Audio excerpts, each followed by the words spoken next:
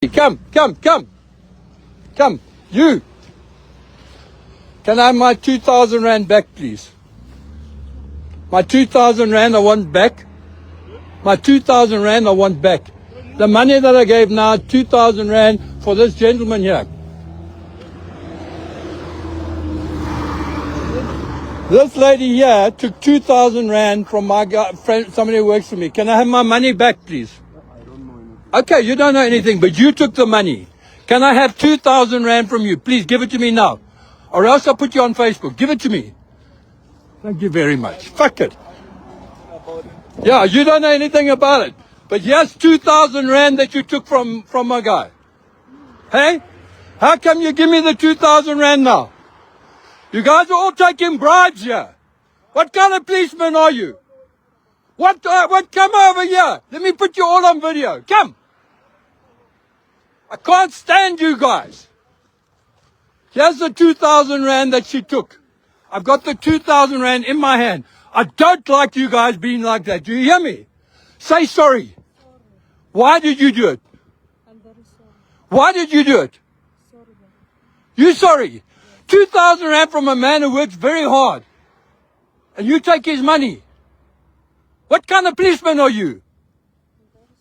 You're very sorry. I'm very sorry for the whole of bloody South Africa. And you're sitting here as well. What the hell are you? Why don't you get up and arrest that lady there? No, I didn't know anything. You didn't know anything? Arrest that lady then. Here's the money. Here is the money. No. Give me the 2,000 rand. I want the 2,000 rand.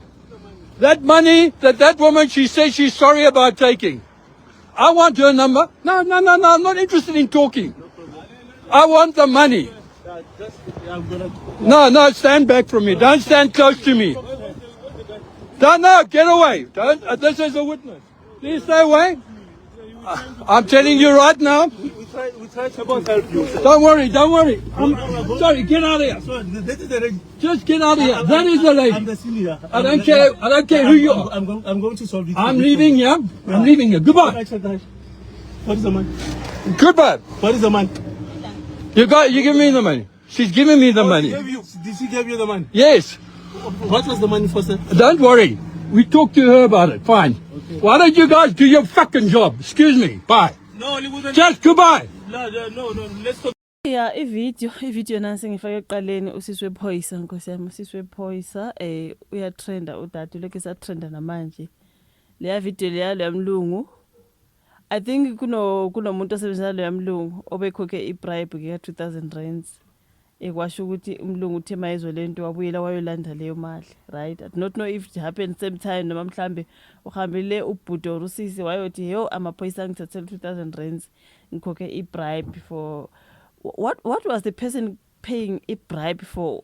Nkosi yami ngaze ngamzwela lo sisi wabantu waba polite nkosi yami wathula nje kwakhulunywa naye yazini yo nkosi yami embarrassment uyibona nje ebusweni yazi bamhlazile sengithandazela wona umsebenzi wakhe angazi ukuthi sazoqhubeka yini nomsebenzi engathi kuthiwa nje they are going to take action against usisi bakithi. And into eyiwane ngisho ngayo imali yanibingayona yakhe yedwa nalaba kade nabe emotweni lapha bebezoyishira le mali, but for her to be going down alone for mina nje hayi guys ayingihlali kahle. Obviously siyazi ukuthi bazoyihlanganisa leyo mali bayishare, right? But then she's going down alone. Akukhulunywa ngalabo abanye nguye kuphela otrendayo. Abantu bethi Phoyisa injani uvuma icala ukuthi lezi. Mina kodwa ke kuyimi nakhona bengeyemvume lo yamlunga afika athi you give me the money. Ushuthi leyo muntu umkhombile wathi nangisiso ongifuna imali. Umlungu avele waqonda kuye straight.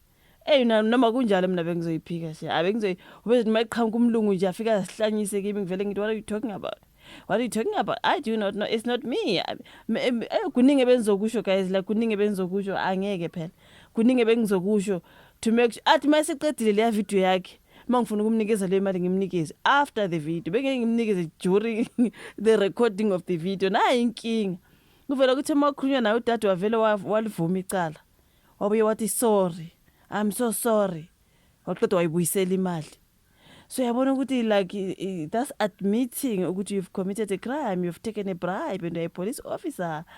Yo, kuthiwa lana ke by the SA reports about the South African Police Service in Gauteng has taken departmental action against the police official after the video circulated on social media, particularly Facebook. A video depicts a police officer in full uniform allegedly returning money to a member of the public following an alleged bribery incident. The police in the video has been identified, immediate disciplinary process have been instituted, and a departmental investigation has been launched to establish the full circumstances surrounding the incident. SAPS stated that the acceptance, solicitation, or facilitation of a bribe constitutes a criminal offense and a serious violation of the SAPS Code of Conduct. So Gauteng Provincial Commissioner Lieutenant General Tommy Mtombeni condemned the alleged conduct, saying ISAPS will not tolerate corruption in any form. Members who abuse their authority, compromise their integrity, or betray the trust placed in them by public will be dealt with decisively. SAPS maintains a zero tolerance approach to corruption. Lapho siyazi nje ukuthi akuyena yedwa udade Nkosi yami othatha ama-bribes. Lapho nje siyazi mabethi zero tolerance like njani umntaka bawo siyazi kahle ukuthi bebezoyishare leya 2000 rands. And kuthiwa bathe all members are expected to conduct themselves with integrity and professionalism. Yo hayi ngaze ngamzwela umntana abantu and she's still young, uyambona usasemusha nje usasemusha Nkosi yami uyomoshakala lo msebenzi. Yo hayi ngeke naye angazi uvumelene. Hey yamlungu mina bengiyomhlasela guys besiyophendulana like knowing myself mina bengeke mvuma angiqonde ngithi what are you talking about. Athi I've got my money ngithi iphi leyo mali, where is it, show me did I take into bengizoyiphendula. So usisi you are so polite Nkosi yami wayibuyisela imali wabuye wathi I'm so sorry. Oh what mlungu, I'm so sorry for the whole bloody South Africa. Yo guys like you hayi ngeke hayi shame yazi kunzima. Yo uyatrend umntana abantu khona manje ihlazo and usasemncane uyambona nje usasemncane lo yamuntu. Yo shame. Ithi mbono 10 ka comment omunye uthi I wish you just discipline her and let her keep her job. She learned her lesson. Her own bosses are suspended with fully pay. Have mercy. Imagine you corrupt kuzokube corrupt even no minister. Nabe sababona kaMadlanga commission corrupt kuyale phezulu corrupt hayi ngane abantu abayixolele uphansi nje sasemncane yambona unda ngena nakudala nje lapha esiphoyiseni. So maku corrupt bona abaphezulu even the minister, the suspended one, okay. How ingane abantu anti naye yathola kunjalo yafike naye yangena kwathiwa yesisi lana sisebenza kanje naye wajoin umntana abantu. Disciplinary what. Hi guys, angisho ukuthi I'm saying akwenza ubugebengu, you know what I mean. I'm just saying akuyena yedwa nalaba kade nabo nalaba kade nabo sebezikhulumisa nje emlungeni sokuthiwa what happened, say where is the money, did you get the money. Bayazi ukuthi bebeyazi leya 2000 bebeyazi amadoda futhi Nkosi yami kodwa umntana abantu hayi ngeke. Ukhona ukuthi all 3 or 4 of them should be stripped of their badges and criminally charged. All of them. Why yena Nkosi utrenda yena ihlazo yena. These aren't mistakes, they are choices that we don't know how many times they have or haven't made when there is no camera to expose it. A society moves backwards when these behaviors go unpunished, and that society will never have anything beautiful, and that's setting a tone for the future.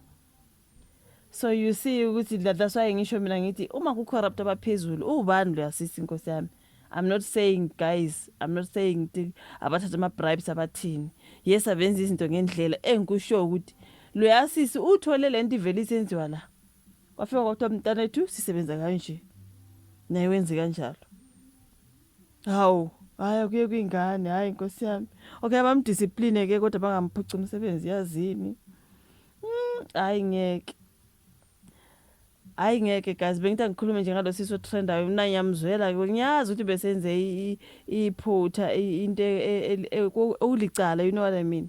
Kodwa engikusho ukuthi akuyena yedwa nalaba kade nabo. Makunjalo ke nawo amaphoyisa siyabuka iMadlanga commission siyabona kwenzakalani. Ayiqali ngaye nje yaqala kudala vele, so ayingane abantu ayixolelwe Nkosi yami. Bengasamzweli Nkosi yami, embarrassment.